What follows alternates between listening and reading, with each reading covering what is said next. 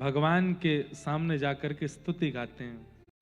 और श्री प्रहलाद जी महाराज ठाकुर धीमे धीमे ठाकुर जी के समीप जाते हैं, छोटे से प्रहलाद जी, और भगवान के सामने जाकर के स्तुति गाते हैं कि ब्रह्मादयो सुरगणा मुनयो तसिद्धा सत्वैकतानमतयो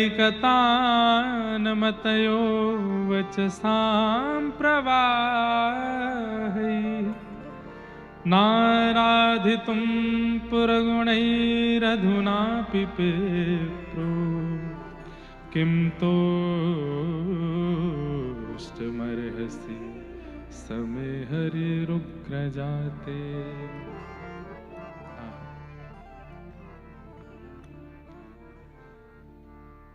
प्रहलाद जी कह रहे हैं, नाथ, इंद्र आदि देवता इतने विद्वान हैं कि वो जब बोलते हैं तो उनके मुख से जो लच्छेदार शब्द निकलते हैं उनसे लोगों के रोंगटे खड़े हो जाते हैं, पर मेरी वाणी तो तोतली है, मैं छोटा बालक, मुझे इतनी अच्छी तरह बोलना भी अभी नहीं आता, छोटे से ही तो हैं अभी, मैं आपकी किन शब्दों में स्तुति करूं, मुझे तो शब्द भी नहीं पता, मैं इतना छोटा बालक हूं कि कब कहां क्या शब्द बोलना चाहिए इतना बोध भी मुझको नहीं है। तो मैं आप इतनी देर हो गई आए हुए, धृष्टता क्षमा करें, मैंने स्तुति नहीं गाई क्योंकि मुझे शब्द नहीं पता कि मैं क्या बोलूं। नाथ, पर आप मेरे लिए आए, मुझ पर कृपा किए, कृपा कर अपना क्रोध शांत कीजिए, बस इतना ही मुझे आता है। बस इतने शब्दों में तो या तो बंधुओं लच्छेदार वाणी आकर्षित करती है, या छोटे बच्चे का तोतला बोलना आकर्षित करता है। ठाकुर जी तो सिंहासन से उठ गए, तुरंत प्रहलाद को अपने हृदय से लगाया, जीभ से चाटने लगे प्रहलाद को, जैसे एक शेर चाटता है अपने बालक को, अपना वरद हस्त सिर पर घुमाने लगे, नेत्रों से अश्रुपात हो रहा है ठाकुर जी के, बार बार प्रहलाद को अपने हृदय से लगाते हैं। भगवान कहते हैं, प्रहलाद एक बात पूछूं? बोला हाँ। आज 24 घंटा मेरे समीप रहने वाले देवी देवता भी मेरे सामने आने में डर रहे हैं। लक्ष्मी सदा मेरे चरणों में रहने वाली मेरी गृहिणी मेरे सन्मुख नहीं आ पा रही है। इतना विशाल विकराल भयभीत रूप बना करके मैं आया हूं कि बड़े बड़े विशाल विकराल राक्षस भी केवल मेरे रूप देख करके अपनी मृत्यु को प्राप्त हो जा रहे हैं। इतना सब कुछ तीनों लोकों में हो गया, तुझे भय क्यों नहीं लगा? सब भयभीत हो गए, मेरा प्रहलाद भयभीत क्यों नहीं है? तुझे भय क्यों नहीं है, मुझे ये बता। मेरा स्वरूप बहुत खतरनाक है। बंधुओं, जितनी क्षमता थी उतना दिखाया गया, उसको देख करके डर लग रहा था, लेकिन इससे भी अति उग्र ठाकुर जी का रूप था जब ठाकुर जी नृसिंह बन करके आए। मैं बता रहा हूं ना, कितने बड़े बड़े राक्षस तो केवल ठाकुर जी की चिंगाड़ मात्र से शांत हो गए, इतने भयावह रूप में ठाकुर जी आए। प्रहलाद, तुझे डर क्यों नहीं लगता? और तू तो छोटा बालक है। तो प्रहलाद जी की जो बात है ना, वो सुनकर के बस ये एक प्रसंग ऐसा है जो अगर वहां दिख जाता तो मैं तो रो देता। प्रहलाद जी कहते हैं कि नाथ, जब तक आप मुझे मिले नहीं थे तब मैं रोज चिंतन करता था कि आप मिलोगे तो मैं क्या करूंगा। तो मैं रोज सोचता था जब आप मिलोगे तो सबसे पहले मैं आपके चरण देखूंगा, और चरण देखते देखते देखते देखते जब चरण पूर्ण रूपेण चित्त में आ जाएंगे तब थोड़ी दृष्टि ऊपर करके तब आपके घुटने देखूंगा, फिर जब वो चित्त में आ जाएंगे तब आपका कटी कमर देखूंगा, फिर आपका वक्ष देखूंगा, फिर आपकी ग्रीवा देखूंगा, अंत में आपका मुख देखूंगा। सर्वांगीण अंग धीरे धीरे देख करके फिर सर्वांगीण अंगों को चित्त में धारण करूंगा। पर नाथ, जब से आप आए हो तब से मैं चरणों को ही देख रहा हूं, उनसे ही मेरा मन नहीं भरा। मैंने आपका मुख देखा ही नहीं अभी तक, मुझे आप दिखे नहीं हो। लोग कह रहे हैं कि आप उग्र हो, आप वीर हो, आप नृसिंह हो, आप ऐसे हो, पर आपके चरण इतने प्यारे हैं, इतने सुंदर हैं, और जब से मैं उनको देख रहा हूं मेरा मन उनसे ही नहीं भर रहा है। तो अपनी दृष्टि ऊपर करूं कैसे? मैंने आपका मुख नहीं देखा, मैंने केवल चरण देखे हैं। और अभी नाथ कुछ दिन रुकिएगा, पहले चरणों से, जब चरण चित्त में आ जाएंगे, चरणों से रम जाऊंगा, तब घुटने देखूंगा, फिर ग्रीवा, फिर कटिभाग, फिर वक्ष, फिर अंत में मुझे तो लगता है कि 1000 वर्ष बाद मैं मुख तक पहुंच पाऊंगा। चरण इतने सुंदर है तो मुख कितना सुंदर होगा। ये है प्रहलाद। मैंने कहा ना कि भक्त की स्थिति और उसके विचार ठाकुर जी को मोहित करते हैं। अब ये बात नहीं है ऐसी कि मोहित होता है ठाकुर जी तो न्योछावर हो गए प्रहलाद पे।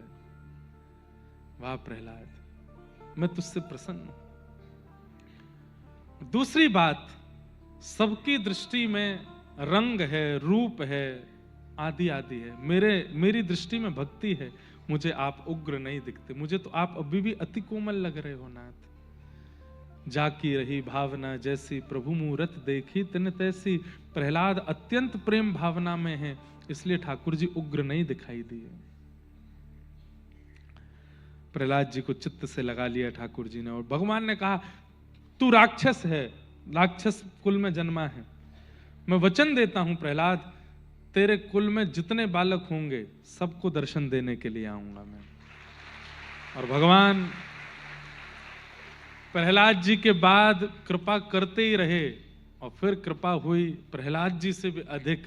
प्रहलाद जी के पुत्र राजा बलि के ऊपर भगवान वामन बन करके आए और कृपा की। 3 पग जमीन मांगने का वरदान मांगा था। संकल्प करते ही ठाकुर जी विराट हो गए। और जैसे मान लो ये 3 लोक हैं, इन तीनों लोकों का स्वामी कौन है? बलि। वही मांगने आए थे ठाकुर जी, क्योंकि बलि ने देवताओं से हरण कर लिया था। ठाकुर जी से देवताओं ने प्रार्थना की तो ठाकुर जी वामन बन के गए। संकल्प लेने जब बैठे थे तब छोटे से थे, संकल्प लेते ही विराट हो गए। तो 2 पग में तीनों लोक नाप लिए। अब बोले बलि तूने 3 पग के लिए कहा था, मैंने 2 पग में सब नाप लिया, तीसरा पग कहां रखूं? और यदि तूने नहीं बताया तो तुझे नरक जाना पड़ेगा। बलि बोला संपत्ति स्वीकार कर ली, संपत्ति का मालिक बैठा है, तीसरा पग मेरे सिर पर रखो ना।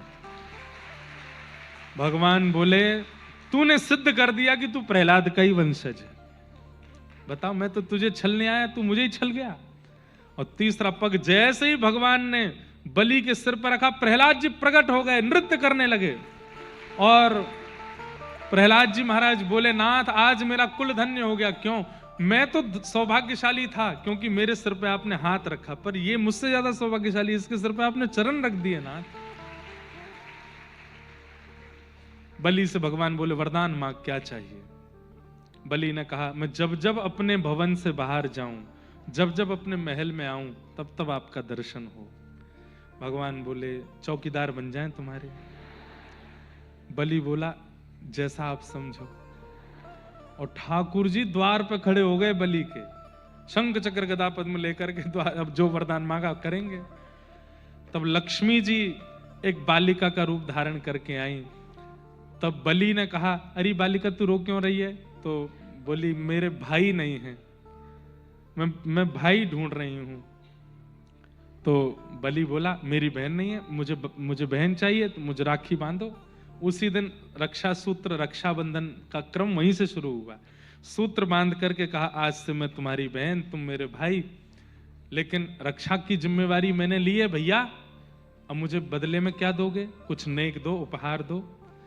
तो बलि बोले क्या उपहार चाहिए? बोले अपने द्वारपाल से मेरा ब्याह करा दो। तो बलि बोले वो द्वारपाल नहीं है, भगवान है। बोले तो मैं भी तो लक्ष्मी हूं। अपने रूप में लक्ष्मी प्रकट हो गई। और बलि का सौभाग्य देखिए, अपने राजभवन में मंडप बना करके लक्ष्मी नारायण विवाह किया और लक्ष्मी जी को ठाकुर जी को अर्पित किया। केवल प्रहलाद जी की भक्ति के कारण पूरे कुल पर कितनी कृपा ठाकुर जी ने की है। और राक्षस कुल है ये। ऐसे भगवान के अनुग्रह हुए